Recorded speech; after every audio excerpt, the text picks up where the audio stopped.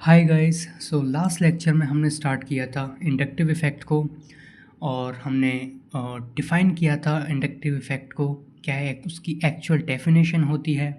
उसको फिर क्लासिफाई किया था बेस्ड ऑन ग्रुप्स कि वो इलेक्ट्रॉन विड्रॉइंग ग्रुप्स हैं या डोनेटिंग ग्रुप्स हैं। उसके बेसिस पे दो टाइप के हमारे इंडक्टिव इफ़ेक्ट हुए थे, एक प्लस आई एक माइनस आई। सो प्लस आई ग्रुप्स वो थे जो इलेक्ट्रॉन डोनेटिंग नेचर के थे, जो कि हम लास्ट लेक्चर में ऑलरेडी कवर कर चुके हैं। तो इस लेक्चर में हम कवर करेंगे माइनस आई ग्रुप्स को। सो हम पहले देखेंगे किस किस टाइप के माइनस आई ग्रुप्स हो सकते हैं। सो कंसीडर कीजिए एक कार्बन चेन है और इससे कोई ग्रुप लगा हुआ है, और ये जो ग्रुप है इसका नेचर है इलेक्ट्रॉन विड्रॉ करना, यानी ये ऑब्वियस सी बात है, अगर ये इलेक्ट्रॉन विड्रॉ करेगा तो इस ग्रुप की इलेक्ट्रोनेगेटिविटी हाई होगी। तो ये इलेक्ट्रॉन विड्रॉ करता है पूरी कार्बन चेन से, जिसकी वजह से इधर डेल्टा पॉजिटिव और इस पर डेल्टा डैश नेगेटिव आएगा। अब चूंकि इस पर डेल्टा पॉजिटिव आ चुका है तो ये फर्दर और इसके टेस्ट जो कार्बन है उससे विड्रॉ करेगा, तो इसके ऊपर double delta positive then triple delta positive आएगा। अब मैंने कल बताया था कि ये जो कार्बन है इसको हम sp3 कार्बन मानते हैं, क्योंकि इसको हम एज अ रेफरेंस यूज़ कर रहे होते हैं कि जो भी ग्रुप है वो इलेक्ट्रॉन्स ले रहा है, पर किस कार्बन से, किस टाइप का कार्बन से, sp3 कार्बन से। सो अगर कोई ग्रुप sp3 कार्बन से इलेक्ट्रॉन लेता है तो उसको माइनस आई ग्रुप में कंसिडर करते हैं। तीन टाइप के ग्रुप्स माइनस आई शो कर सकते हैं। पहला टाइप जो कि पॉजिटिवली चार्ज्ड ग्रुप होंगे।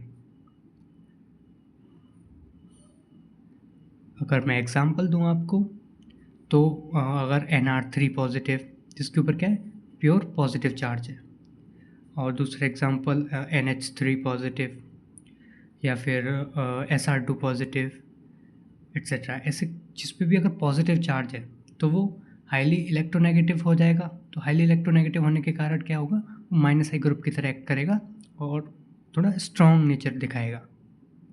दूसरा टाइप के जो ग्रुप होते हैं वो होते हैं जिसपे पार्शियल पॉजिटिव चार्ज होता है। पार्शियल चार्ज होता है वो भी कौन सा, पॉजिटिव, यानी डेल्टा पॉजिटिव। इसके एग्जांपल अगर मैं दूं तो जैसे कि NO2 ग्रुप जो है, इस पर यहाँ पार्शियल पॉजिटिव पार्शियल नेगेटिव होता है। अब ये पार्शियल पॉजिटिव नेगेटिव क्यों होता है वो रेजोनेंस में समझेंगे हम, क्योंकि ये डिलोकलाइजेशन हो रहा होता है इलेक्ट्रॉन्स का, तो जो इलेक्ट्रॉन डेंसिटी है वो तीनों एटम्स पे फैल जाती है। ये चीज़ हम जब रेजोनेंस पढ़ेंगे तब समझेंगे। एक और एग्जांपल लेना हो तो अपना एल्डिहाइड ले सकते हैं हम, इसके ऊपर डेल्टा नेगेटिव और डेल्टा पॉजिटिव होता है। तो ये भी क्या पार्शियल पॉजिटिव चार्ज के अंदर लाई करता है। तो अगर ये ग्रुप किसी से अटैच्ड होगा तो ये भी माइनस आई की तरह बिहेव कर सकता है। तीसरा जो क्लासिफिकेशन है इसका वो है कि ये दूसरा हो गया। तीसरा कि इसको हम बोलते हैं न्यूट्रल टाइप की जो चीज़ें हैं, जैसे कि NH2। अब इसके पास ना तो कोई पॉजिटिव चार्ज है ना कुछ कोई पार्शियल पॉजिटिव चार्ज है, प्योरली क्या है इलेक्ट्रोनेगेटिविटी के बेस पर जुड़ा हुआ है, वो जो खींचेगा। NH2 हुआ, OH हुआ, जितने भी फंक्शनल ग्रुप बचे अब OH SH हेलोजेंस भी इसी में आ जाएंगे सारे, तो जितने भी हैं वो इस कैटेगरी में लाई करेंगे। यहाँ बस एक ही बात याद रखने की है कि जो इलेक्ट्रोनेगेटिविटी होगी इन ग्रुप्स की वो कार्बन sp3 से ज़्यादा होनी चाहिए। बस वो ग्रुप्स जिनकी कार्बन sp3 से इलेक्ट्रोनेगेटिविटी ज़्यादा है वो सारे इधर लाई करेंगे। तो तीन टाइप के ग्रुप्स हो सकते हैं जो कि माइनस आई इफेक्ट शो कर सकते हैं। अब हम कंपेयर करेंगे माइनस आई स्ट्रेंथ को, बट उससे पहले एक सवाल है मेरा कि मान लो एक कार्बन चेन है, इससे एक ग्रुप अटैच्ड है, और मैंने बोल दिया ये जो ग्रुप है वो फ्लोरीन हो सकता है, क्लोरीन, ब्रोमीन, आयोडीन, ये सारे हो सकते हैं। अब मेरा सवाल है कि कौन सा ग्रुप सबसे ज़्यादा जो माइनस आई इफेक्ट शो करेगा। सो इसका आंसर क्लियर है कि लाइक फ्लोरीन सबसे ज़्यादा इलेक्ट्रोनेगेटिव एटम है तो वो सबसे ज़्यादा खींचेगा। अगर वो सबसे ज़्यादा खींचेगा तो इन बॉन्ड्स के बीच में जो पोलैरिटी है यही सबसे ज़्यादा इंड्यूस करेगा, तो यही माइनस आई इफेक्ट सबसे ज़्यादा शो करेगा, विच इज़ ट्रू कि fluorine then chlorine then bromine then iodine, ये माइनस आई इफेक्ट का ऑर्डर हो जाएगा। ये सही बात है। तो क्या अगर हम इससे ये बोल सकते हैं कि जो इंडक्टिव इफेक्ट है, जो माइनस आई इफेक्ट है, वो डायरेक्टली प्रोपोर्शनल होता है इलेक्ट्रोनेगेटिविटी के। क्या हम ये बोल सकते हैं? इसका क्लियर आंसर है नहीं। हम ये नहीं बोल सकते कि जो माइनस आई इफ़ेक्ट है वो इलेक्ट्रोनेगेटिविटी पे ही डिपेंड करता है। और भी काफ़ी सारी चीज़ें होती हैं, जैसे कि हमने प्लस आई इफ़ेक्ट को देखा था, वो भी काफ़ी डिफरेंट फैक्टर्स पे और डिपेंड करता है, नॉट जस्ट इलेक्ट्रोनेगेटिविटी पे। ये माइनस आई भी सेम और भी सारे फैक्टर्स हैं, उनको कंबाइन करके हम पढ़ेंगे कि किसका माइनस आई इफ़ेक्ट ज़्यादा है। इस रेफरेंस के लिए अगर मैं आपसे एक सवाल करूं कि आपके पास है आयोडीन और OH, ये दो ग्रुप्स हैं, तो इनमें इलेक्ट्रोनेगेटिविटी का ऑर्डर क्या है?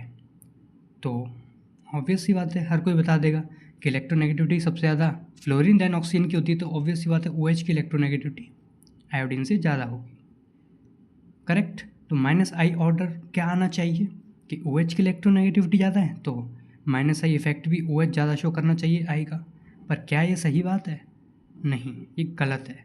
एक्चुअल में आयोडीन का माइनस आई इफेक्ट OH से ज़्यादा होता है। ये कैसे हो गया, आप इसको भी देखेंगे। उससे पहले एक और एग्जांपल ले लेते हैं। इसमें हम साइनाइड, एक है हमारे पास साइनाइड और फ्लोरीन। इलेक्ट्रोनेगेटिविटी का order we know, fluorine is the most electronegative atom, so fluorine का सबसे ज़्यादा इलेक्ट्रोनेगेटिविटी ज़्यादा है साइनाइड से। फ्लोरीन की समथिंग 4 होती है और इसकी समथिंग 3.2 समथिंग होती है पॉलिंग स्केल पे। तो फ्लोरीन की इलेक्ट्रोनेगेटिविटी ज़्यादा है, तो इस हिसाब से माइनस आई इफेक्ट का ऑर्डर क्या आना चाहिए कि फ्लोरीन का ज़्यादा आना चाहिए साइनाइड से। बट क्या ये सच है? नहीं, बिल्कुल ये गलत बात है। किसका ज़्यादा होता है? साइनाइड का बहुत ज़्यादा होता है फ्लोरीन से, थोड़ा बहुत नहीं, बहुत ज़्यादा होता है साइनाइड का फ्लोरीन से। तो ये कैसे हो गया आप? इन सबको एक्सप्लेन करने के लिए हमें समझना पड़ेगा इलेक्ट्रोनेगेटिविटी की गहराइयों को और इन डेप्थ, और इलेक्ट्रोनेगेटिविटी की क्या प्रिंसिपल्स हैं, उन सबको, कितने डिफरेंट टाइप की इलेक्ट्रोनेगेटिविटीज़ हैं, उनको समझना पड़ेगा, तभी हम ये डिसाइड कर सकते हैं। तो शुरू करते हैं प्योर केमिस्ट्री, जिसमें कोई एक्सेप्शंस नहीं, ओनली प्योर लॉजिक्स होंगे। हमारे पास डिफरेंट टाइप ऑफ इलेक्ट्रोनेगेटिविटीज़ होती हैं। इलेक्ट्रोनेगेटिविटी को मैं शॉर्ट में EN लिख रहा हूँ। मेनली 3 टाइप की हैं। फर्स्ट, जो कि सब जानते हैं, elemental electronegativity. Second, group electronegativity. Third, modified electronegativity. 3 type की इलेक्ट्रोनेगेटिविटीज़ हैं, जिसमें जो फर्स्ट है एलिमेंटल इलेक्ट्रोनेगेटिविटी, ये सिंपल इलेक्ट्रोनेगेटिविटी है ऑफ एलिमेंट्स की, इंडिविजुअल एलिमेंट्स की, जैसे कि कार्बन, नाइट्रोजन, ऑक्सीजन, फ्लोरीन। तो हमको पता है इनका, तो ये तो सब नहीं पढ़ रखा है कि फ्लोरीन की इलेक्ट्रोनेगेटिविटी ज़्यादा होती है देन ऑक्सीजन देन दिस। तो ये है, ये सबको पता है। और ये भी पता होगा कि अगर पीरियड में हम जाते हैं तो इलेक्ट्रोनेगेटिविटी बढ़ती है, ग्रुप में जाते हैं तो इलेक्ट्रोनेगेटिविटी घटती है। तो क्या सिर्फ एलिमेंटल इलेक्ट्रोनेगेटिविटी डिसाइड कर देगी कि कौन किसका माइनस आई इफेक्ट ज़्यादा होगा या किसका कम? नहीं, ये डिसाइड नहीं कर पाएगी। दूसरा देखते हैं ग्रुप इलेक्ट्रोनेगेटिविटी। ये क्या होती है? ये होती है इलेक्ट्रोनेगेटिविटी ऑफ होल ग्रुप, पूरे ग्रुप की क्या इलेक्ट्रोनेगेटिविटी है। इसको एक एग्जांपल की हेल्प से समझते हैं कि आपके पास एक CH3 है और CF3 है, तो किसकी इलेक्ट्रोनेगेटिविटी ज़्यादा होगी? इसको पता करने का सिंपल तरीका ये है कि जो भी दोनों एलिमेंट्स हैं उनकी इलेक्ट्रोनेगेटिविटीज़ का डिफरेंस ले लीजिए। जिसका डिफरेंस ज़्यादा आया, यानी जिसका इलेक्ट्रोनेगेटिविटी का डिफरेंस ज़्यादा, उसकी इलेक्ट्रोनेगेटिविटी ज़्यादा। सिंपल। तो कार्बन और फ्लोरीन, ऑब्वियस सी बात है, यहाँ 3 फ्लोरीन है, तो इसकी जो इलेक्ट्रोनेगेटिविटी होगी इस ग्रुप की वो हाई होगी। तो ग्रुप इलेक्ट्रोनेगेटिविटी क्या है, इस तरह देखते हैं।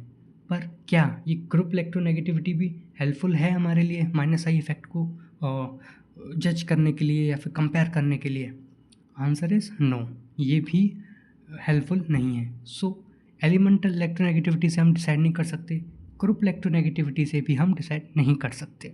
तो बचा कौन? Modified electronegativity. जी, ये सब कुछ डिसाइड करने वाला फैक्टर है, इसी से सब कुछ डिसाइड होगा। इसको समझते हैं। पहली बात है, इसमें चेक क्या करना है, जैसे कि इसमें तो हमें इलेक्ट्रोनेगेटिव ऑफ एलिमेंट्स की चेक करनी थी, इसमें होल ग्रुप की। मॉडिफाइड इलेक्ट्रोनेगेटिविटी में हम क्या करते हैं, इलेक्ट्रोनेगेटिविटी ऑफ की एलिमेंट, इसको चेक करते हैं। की एलिमेंट क्या है? जो डायरेक्टली जुड़ा हो कार्बन चेन से, जो directly attached with carbon chain, उस एलिमेंट को हम की एलिमेंट बोलते हैं। तो हमें सिर्फ पूरा फोकस उस की एलिमेंट पर रखना है। यानी अगर मैं इसको बोलूँ CF3 को, तो हमें पूरे इस ग्रुप की CF3 की इलेक्ट्रोनेगेटिविटी नहीं देखनी, हमें सिर्फ ध्यान देना है इस कार्बन पे, क्योंकि कार्बन जुड़ा हुआ है इस चेन से। तो ये हमारा की एलिमेंट हो गया। इसकी ही क्यों देखनी है? क्योंकि इस अगर अकेला मैं कार्बन लेता तो इसकी इलेक्ट्रोनेगेटिविटी कुछ और होती। अब चूंकि ये 3 फ्लोरीन के साथ जुड़ चुका है, तो इसकी इलेक्ट्रोनेगेटिविटीज़ में कुछ चेंजेस आएंगे, और उन्हीं चेंजेस को मैं बोल रहा हूँ कुछ मॉडिफिकेशंस होंगे। उसी इलेक्ट्रोनेगेटिविटी को मैं बोल रहा हूँ मॉडिफाइड इलेक्ट्रोनेगेटिविटी ऑफ की एलिमेंट। तो हमें ये चेक करना है, ये डिसाइडिंग फैक्टर है। सो मॉडिफाइड इलेक्ट्रोनेगेटिविटी। अब सवाल आता है इसको कैसे पढ़ेंगे हम, इसको कैसे इलेक्ट्रोनेगेटिविटी को हमें कैसे पता चलेगा कि किस में क्या करना है, किस चीज़ पे डिपेंड कर रही है। तो ये जो मॉडिफाइड इलेक्ट्रोनेगेटिविटी है उसकी एलिमेंट की, वो मेनली 3-4 फैक्टर्स पे डिपेंड करती है, जिसमें पहला है effect of charge. Effect of charge on electronegativity, कि चार्ज का क्या इफ़ेक्ट पड़ रहा है। तो इसका सिंपल इफ़ेक्ट है कि अगर पॉजिटिव चार्ज बढ़ेगा तो इलेक्ट्रोनेगेटिविटी बढ़ेगी। क्यों? क्योंकि पॉजिटिव चार्ज बढ़ रहा है मतलब उसके न्यूक्लियस की पावर ज़्यादा हाई हो रही है, तो जितना ज़्यादा पावरफुल न्यूक्लियस होगा उतना ही ज़्यादा खींचेगा इलेक्ट्रॉन्स को अपनी तरफ। तो जितना ज़्यादा पॉजिटिव चार्ज उतनी ज़्यादा इलेक्ट्रोनेगेटिविटी। इसका उल्टा भी ट्रू है कि जितना ज़्यादा नेगेटिव चार्ज उतनी ही कम इलेक्ट्रोनेगेटिविटी। तो दोनों बातें ध्यान रखनी है। अगर इसका मैं एक जनरल ऑर्डर बताऊँ आपको, तो अगर कोई ए एलिमेंट है जिस पे प्योर नेगेटिव चार्ज है, उसकी इलेक्ट्रोनेगेटिविटी सबसे कम। फिर कोई ए एलिमेंट है जिस पे नेगेटिव है पर डेल्टा नेगेटिव है, प्योर नेगेटिव नहीं है, तो उसकी थोड़ी सी ज़्यादा। देन न्यूट्रल, देन जिस पे थोड़ा सा पॉजिटिव है, देन जिस पे प्योरली पॉजिटिव चार्ज है। तो ये इलेक्ट्रोनेगेटिविटी ऑर्डर का सीक्वेंस हो जाएगा। अगर एग्जाम्पल तौर पे समझाऊँ मैं आपको, तो जैसे ए मैंने ले लिया NO2, NO, बी ले लिया NR3 जिस पे पॉजिटिव चार्ज होता है, सी ले लिया NH2। तो इस पे डेल्टा पॉजिटिव चार्ज होता है, मैंने बताया था ये रेजोनेंस की वजह से होता है कि इन दोनों पे डेल्टा नेगेटिव है, इसके ऊपर डेल्टा पॉजिटिव चार्ज। इस पे प्योर पॉजिटिव चार्ज है, तो सबसे ज़्यादा इलेक्ट्रोनेगेटिविटी बी वाले की हुई। देन इस पर पॉजिटिव चार्ज है पर डेल्टा पॉजिटिव चार्ज है, लेकिन इस पर तो डेल्टा नेगेटिव चार्ज है, इस पर तो पॉजिटिव है ही नहीं। तो सब देन होगी ए वाले की, देन सबसे लास्ट में सी वाले की। याद रखना अभी हम इलेक्ट्रोनेगेटिविटी का ऑर्डर सीख रहे हैं, ये -I का ऑर्डर नहीं है, ये इलेक्ट्रोनेगेटिविटी का ऑर्डर है। दूसरा जो मेन फैक्टर है वो है इफेक्ट ऑफ हाइब्रिडाइजेशन। हाइब्रिडाइजेशन का क्या इफेक्ट पड़ेगा? ये सब बातें हम किसके बारे में कर रहे हैं? उस की एलिमेंट के बारे में, ये याद रखना। तो आपने केमिकल बॉन्डिंग में पढ़ा होगा कि परसेंटेज एस अगर किसी चीज़ में बढ़ता है तो इलेक्ट्रोनेगेटिविटी बढ़ती है। सो अगर मैं हाइब्रिडाइजेशन की बेस पे अगर कंपेयर करना चाहूँ तो Sp जो होगा उसमें परसेंटेज एस करेक्ट ज़्यादा है, then Sp2, then Sp3। So obvious सी बात है कि अगर स्पेसिफिकली अगर हम कार्बन को अगर कंपेयर करें तो कार्बन Sp ज़्यादा इलेक्ट्रोनेगेटिव है कार्बन Sp2 से, और वो उससे ज़्यादा है, लाइक सबसे कम जो इलेक्ट्रोनेगेटिव है वो कार्बन Sp3। ये एग्जांपल है। सिर्फ कार्बन के लिए ही नहीं, ये चीज़ और एलिमेंट्स जैसे अगर नाइट्रोजन को कंपेयर करें तो नाइट्रोजन का Sp भी सबसे ज़्यादा इलेक्ट्रोनेगेटिव है, देन Sp2, देन नाइट्रोजन का Sp3। तो ये दिमाग में रखना है आपको। तो ये जो मॉडिफाइड इलेक्ट्रोनेगेटिविटी के इसका ये दूसरा फैक्टर है कि ये इस चीज़ पे भी डिपेंड करती है। तीसरा और सबसे इम्पॉर्टेंट जो फैक्टर है वो है बॉन्ड एंगल। बॉन्ड एंगल, इसका क्या इफ़ेक्ट है? इसका बेसिकली आपको एक बात पता होना चाहिए जो कि केमिकल बॉन्डिंग में पढ़ते हैं कि अगर बॉन्ड एंगल ज़्यादा होता है, यानी थीटा को मैं बॉन्ड एंगल से रिप्रेजेंट कर रहा हूँ। अगर मान लो ये कोई एलिमेंट है ए, ये जुड़ा हुआ है कहीं, और कोई बी एलिमेंट इससे जुड़ा हुआ है, तो ये जो एंगल है ये वाला, इसको मैं थीटा बोल रहा हूँ। अगर थीटा, ये बॉन्ड एंगल अगर ज़्यादा है तो उसका जो परसेंटेज करेक्टर है वो ज़्यादा होता है। परसेंटेज करेक्टर अगर ज़्यादा होता है तो उसकी इलेक्ट्रोनेगेटिविटी भी ज़्यादा होती है। ये इससे बहुत ही करीब है क्योंकि इसमें हमने सिर्फ हाइब्रिडाइजेशन की बेस पे बोला था, इसमें हम बॉन्ड एंगल को इंक्लूड कर रहे हैं। तो ये होता है। अब इस वाली चीज़ को हम थोड़ा और डिटेल में पढ़ते हैं। अगर मैं इसको आपको सिंपल टर्म्स में समझाऊं तो लेट सपोज एक एग्जांपल लेते हैं जिसमें कोई ए एलिमेंट है, कोई बी से जुड़ा हुआ है, इसमें भी जो ए है वो कोई सी से जुड़ा हुआ है, और इसमें जो ए है वो कोई डी से जुड़ा हुआ है। लेट्स से मैंने बोल दिया कि इसका जो बॉन्ड एंगल है सपोज़ करो वो 150 डिग्री है, इसका बॉन्ड एंगल 130 डिग्री है, और इसका bond angle let's say 110 degree है। तो मैंने क्या बताया कि अगर बॉन्ड एंगल ज़्यादा होगा तो इलेक्ट्रोनेगेटिविटी ज़्यादा होगी, परसेंटेजेस करेक्ट ज़्यादा होगा। तो ऑर्डर क्या आ जाएगा? सबसे ज़्यादा बॉन्ड एंगल का ऑर्डर क्या है? ए, देन बी, देन सी। तो थीटा ज़्यादा तो परसेंटेजेस ज़्यादा तो इलेक्ट्रोनेगेटिविटी ज़्यादा। तो इसका ऑर्डर क्या आ जाएगा? ए सबसे ज़्यादा होगा, देन बी, देन सी। ये बहुत ही इंपॉर्टेंट चीज़ है, आपको ध्यान रखना है। चलो एक क्वेश्चन लेते हैं। लेट्स से मेरे पास है एक OH और एक है हमारे पास OCH3, ठीक है। तो सबसे पहला अगर मैं क्वेश्चन पूछूं कि इन दोनों में से ग्रुप की इलेक्ट्रोनेगेटिविटी किसकी ज़्यादा है, सो ऑब्वियसली आंसर है कि OH की ग्रुप इलेक्ट्रोनेगेटिविटी OCH3 से ज़्यादा होती है, विच इज़ ट्रू। ये क्या है? Group electronegativity.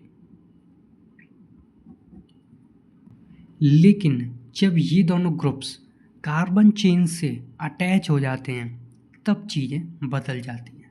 जैसे कि ये OH जुड़ा हुआ है ऐसे, और इस कार्बन चेन से लेट्स से OCH3 जुड़ा हुआ है, सॉरी OCH3, ठीक है। ये दो सिनेरियोज हैं हमारे पास। अगर मैं आपको पूछूं कि इसको आप कैसे कंपेयर करोगे, -I का ये ऑर्डर है इलेक्ट्रोनेगेटिविटी का ऑर्डर, मैं मॉडिफाइड इलेक्ट्रोनेगेटिविटी के बारे में बात कर रहा हूँ। ये ग्रुप इलेक्ट्रोनेगेटिविटी का ऑर्डर डिफरेंट है। ये ग्रुप इलेक्ट्रोनेगेटिविटी तभी चलता है जब ये अकेले अकेले होते हैं, लेकिन जब ये जुड़ गए तब चीज़ें बदल जाती हैं। तो किस तरह बदलेंगी? किसका बॉन्ड एंगल ज़्यादा होगा? हमें मेनली बॉन्ड एंगल कंपेयर करना है। तो ऑब्वियस सी बात है, जो आपने अगर पढ़ा हो केमिकल बॉन्डिंग में कि NBEPR होता है, non bonding electron pair repulsions, जो कि ये बोलता है कि अगर ये हमारा बल्की ग्रुप है और ये भी एक बल्की ग्रुप है, तो ये दोनों क्या है? आपस में रिपल्शन करेंगे। इससे क्या पैदा होगा? Steric repulsion. अगर ये रिपल्शन ज़्यादा होगा तो ये दोनों दूर जाएंगे एक दूसरे से, तो दूर जाएंगे तो ये बॉन्ड एंगल जो है थीटा वो बढ़ जाएगा। तो बढ़ जाने का क्या मतलब है कि थीटा बढ़ गया तो परसेंटेजेस बढ़ गया तो इलेक्ट्रोनेगेटिविटी बढ़ गई।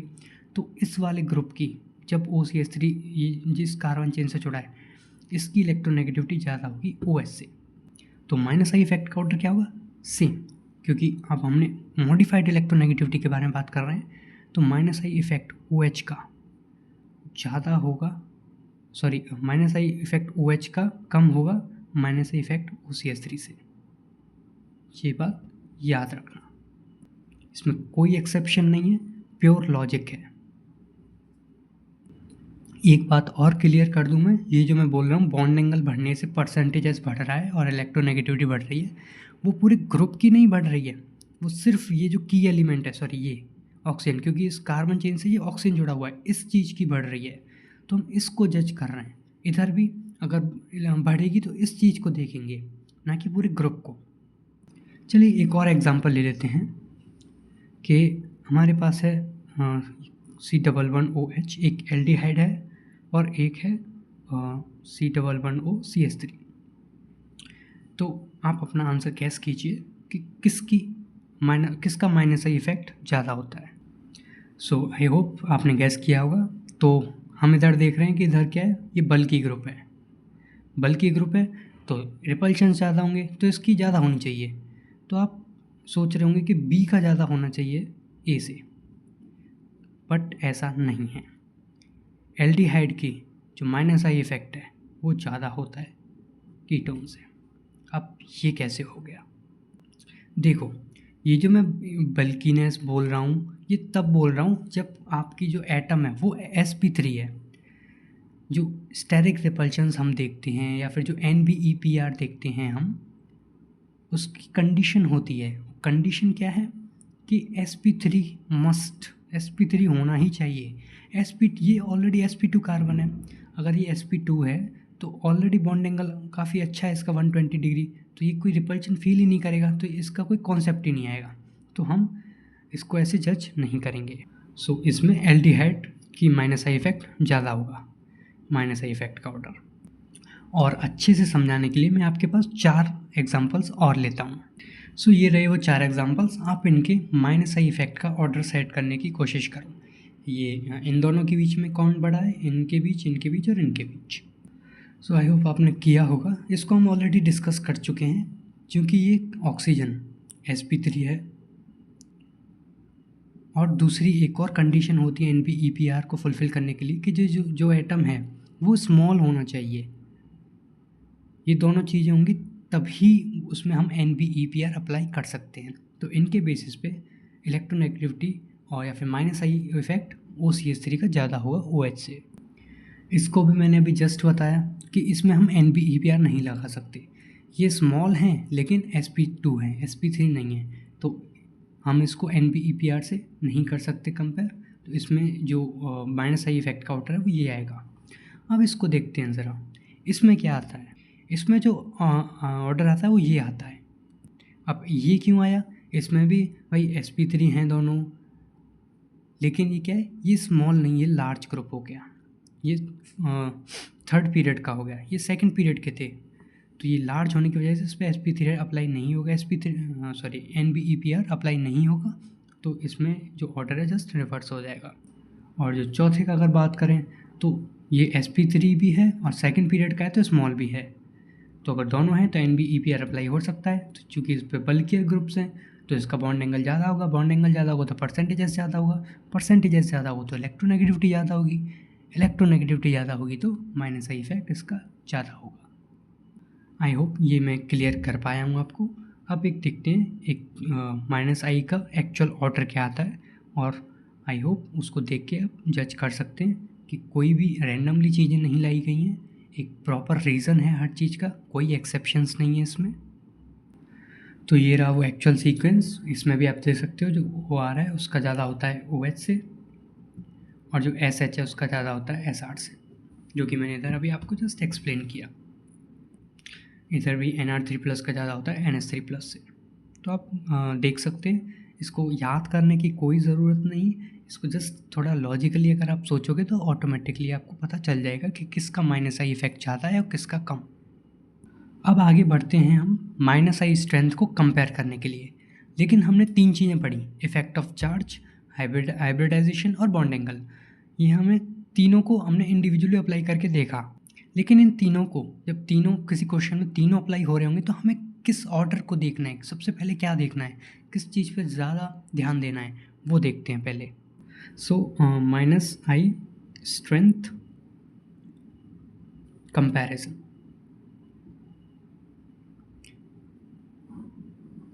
इसको करने के लिए हमें एक सीक्वेंस देखना पड़ेगा कि सबसे पहले किसको देखते हैं फिर किसको। तो सबसे पहले आपको देखना है चार्ज को। चार्ज भी कौन सा? Positive charge. अगर किसी पे पॉजिटिव चार्ज है तो उसका माइनस आई इफेक्ट सबसे ज़्यादा। दूसरी चीज़ जो हमें देखनी है वो है इंडिविजुअल एलिमेंट को या अलोन एलिमेंट को।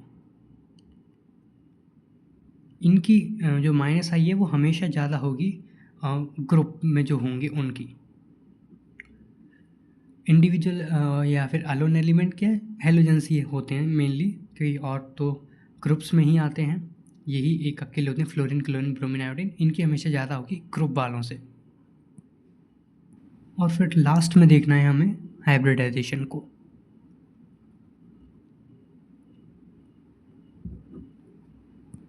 फॉर बेटर अंडरस्टैंडिंग एक हम मॉडिफाइड इलेक्ट्रोनेगेटिविटी का एक स्केल बनाते हैं कि किसको हमें सबसे पहले देखना है. सो स्केल ऑफ मॉडिफाइड इलेक्ट्रोनेगेटिविटी. इसमें सबसे उससे पहले मैं एक चीज़ बताऊँ आपको. एक चीज़ याद रखनी है कि हमें पता है कि कार्बन की इलेक्ट्रोनेगेटिविटी कम होती है नाइट्रोजन से, नाइट्रोजन की उससे भी कम होती है ऑक्सीजन से, देन फ्लोरीन. ये चीज़ हमें पता है.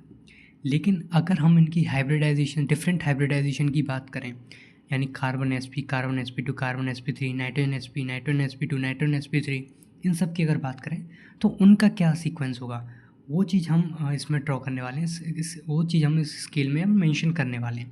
तो एक बात याद रखना, वन जंप रूल. नॉर्मली हमको क्या पता है कि sp की ज़्यादा होती है sp2 से, sp2 की ज़्यादा होती है sp3 से. तो अगर मैं एक एग्जांपल ही ले लूँ इसका, तो जैसे कार्बन sp है, कार्बन sp3 की सबसे कम, फिर कार्बन sp2. अब कार्बन sp आना चाहिए यहाँ, लेकिन यहाँ क्या आएगा, नाइट्रोजन sp3, फिर आएगा कार्बन sp, देन आएगा नाइट्रोजन sp2, देन आएगा नाइट्रोजन, देन आएगा ऑक्सीजन sp3. तो इस तरह से आपको याद रखना है कि एक एक चीज़ जम करानी है कि हमें पता है sp3 की कम होती है और sp की सबसे ज़्यादा होती है. इन दोनों को अगर आप ध्यान से देखो कि sp3 की सबसे कम होती है, sp की सबसे ज़्यादा होती है, लेकिन sp3 की नाइट्रोजन की इतनी कम हो गई कि कार्बन के sp से भी पीछे चली जाती है वो, और कार्बन का sp इससे आगे पहुंच जाता है. तो ये चीज़ याद रखनी है. इसी को ध्यान में रखते हुए एक स्केल बनाऊंगा मैं. एक स्केल बनाते हैं. तो सबसे कम किसकी होगी, कार्बन sp3 की, करेक्ट. उससे ज़्यादा होती है कार्बन sp2 की. अब कार्बन sp नहीं, नाइट्रोजन sp3 आएगा, नाइट्रोजन sp3, फिर आएगा कार्बन sp, उसके बाद आएगा नाइट्रोजन का sp2, फिर आएगा ऑक्सीजन का sp3, फिर आएगा नाइट्रोजन का sp, और ऑक्सीजन का sp2 उससे भी ज़्यादा, और फ्लोरीन तो सबसे ज़्यादा ऊपर पहुंच ही जाएगा, फ्लोरीन का sp3.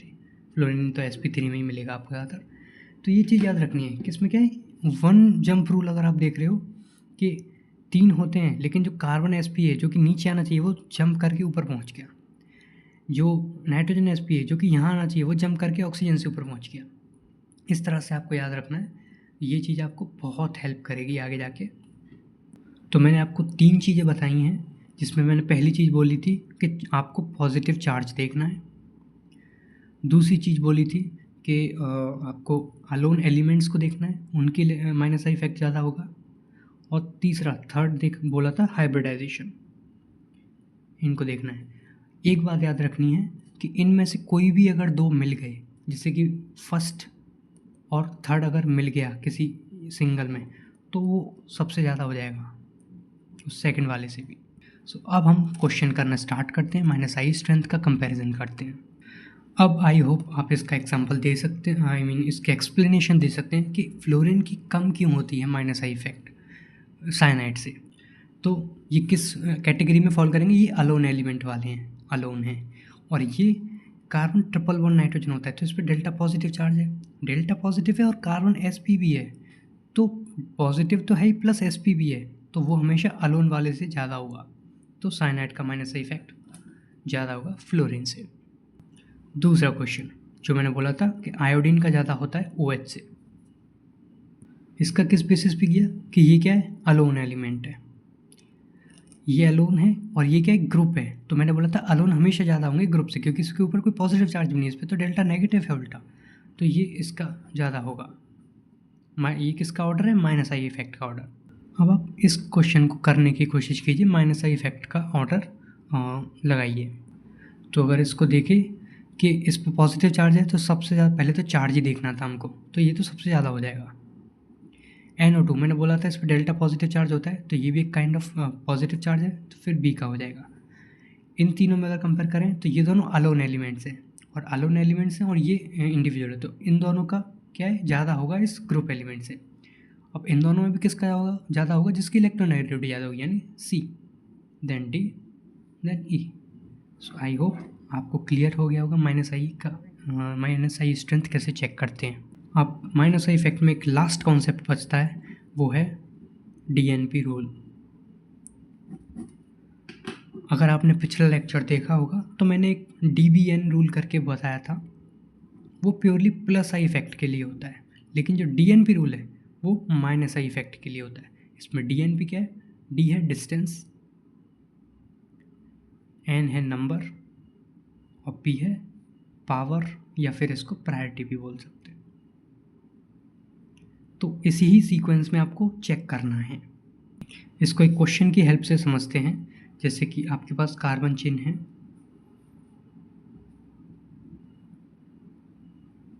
और इधर आपने फ्लोरीन लगा दिया, इधर आपने NO2 लगा दिया। तो सबसे पहले चेक करेंगे डिस्टेंस। डिस्टेंस दोनों का सेम है तो डिस्टेंस से हम जज नहीं कर सकते। नंबर दोनों एक एक हैं तो इससे भी हम जज नहीं कर सकते। अब पावर, हमें पता है NO2 ज़्यादा पावरफुल होता है फ्लोरीन से, तो ऑब्वियसली बात है कि माइनस आई इफेक्ट इसका ज़्यादा हो जाएगा। एक और क्वेश्चन लेते हैं जिसमें कार्बन कार्बन कार्बन, इधर 2 क्लोरीन लगा दिए ए, दूसरे में कार्बन कार्बन कार्बन, यहाँ NO2 लगा दिया बी, और सी कर लेते हैं कार्बन कार्बन कार्बन, यहाँ NR3 पॉजिटिव लगा दिया। अब इसको अगर हम ऑर्डर को सेट करें तो सबसे पहले क्या चेक करना है, डिस्टेंस। ये फर्स्ट नंबर पे है, ये सेकंड पे है और ये थर्ड पे है, तो ये तो डिस्टेंस से ही सॉल्व हो गया।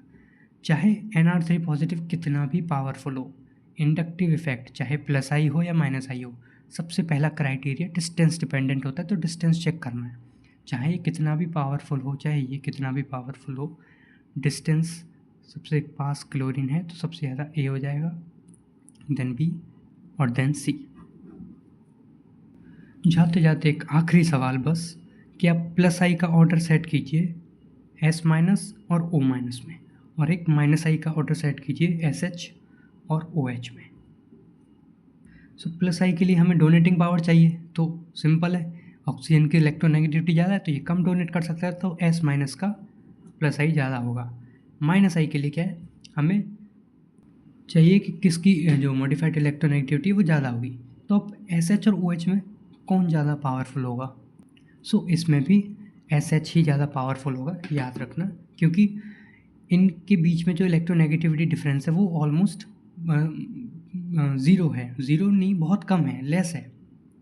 लेकिन ये जो बॉन्ड है OH बॉन्ड बहुत पोलर होता है, इसके पास डेल्टा पॉजिटिव डेल्टा नेगेटिव, तो चूँकि इसके पास डेल्टा नेगेटिव है और ये न्यूट्रल है, तो मैंने बोला था कि जो नेगेटिव वाले होते हैं उनकी इलेक्ट्रोनेगेटिविटी ऑटोमेटिकली कम हो जाती है, तो इलेक्ट्रोनेगेटिविटी कम हो गई तो माइनस आई इफेक्ट कम हो गया, तो OH का कम होगा SS से, तो ये चीज़ याद रखना। सो आई होप आपको आज का लेक्चर समझ में आया होगा। जितने भी माइनस आई इफेक्ट को लेके मिसकॉन्सेप्शंस हैं और जितनी भी गलत सलत चीज़ें हैं वो मैंने दूर करने की कोशिश करी होंगी, और आई होप आपको इस बात से तो राहत मिली होगी कि एक्सेप्शन जैसी कोई चीज़ नहीं है अगर चीज़ों को लॉजिकली समझा जाए तो। Thank you.